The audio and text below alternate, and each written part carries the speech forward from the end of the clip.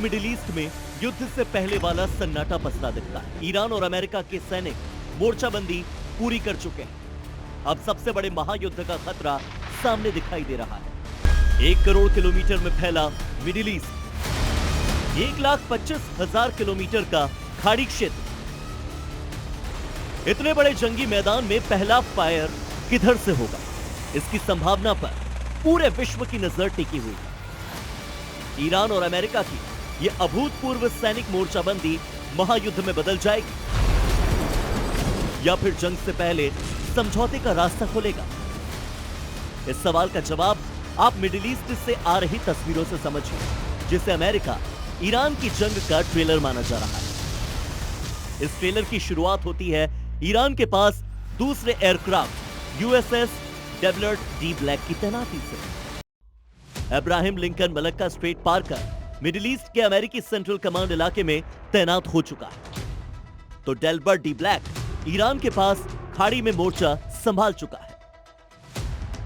इन दोनों युद्धपोतों को हिंद प्रशांत क्षेत्र में चल रहे ऑपरेशन से हटाकर ईरान के पास तैनात किया गया। इसी तैनाती के बाद से अटकलें तेज हैं कि डोनाल्ड ट्रंप तेहरान पर हवाई हमलों का आदेश कभी भी दे सकते हैं, और इस आदेश के इंतजार में अमेरिका के 9 जगहों पर मिलिट्री बेस पूरी तरह से रेडी टू फायर मोड में है।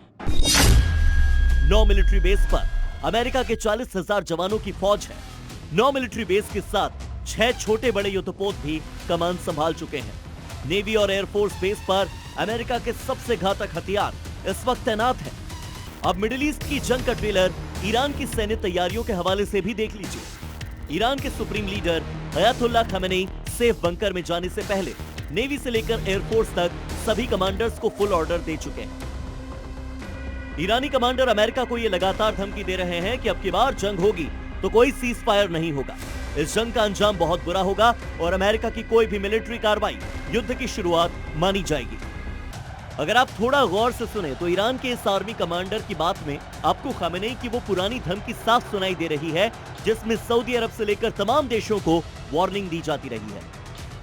खामेनेई ये ऐलान पहले भी कर चुके हैं कि जंग में अगर मध्य पूर्व के देशों ने अमेरिका का साथ दिया तो उसे ईरान का हमला पहले झेलना पड़ेगा। पूरे मिडिल ईस्ट में सिर्फ इजराइल है जो बिना शर्त अमेरिका के साथ खड़ा है, जबकि सऊदी अरब, कतर, ओमान और यूएई जैसे देशों ने जंग में अपनी जमीन और एयर स्पेस का इस्तेमाल अमेरिका के लिए पहले ही मना कर दिया है। इन देशों ने ईरान से अपील की है कि वो युद्ध में उनके ठिकानों को निशाना न बनाए। वो मिडिल ईस्ट में कोई जंग नहीं चाहते और इसीलिए वो न अमेरिका के साथ हैं और न ही ईरान के साथ।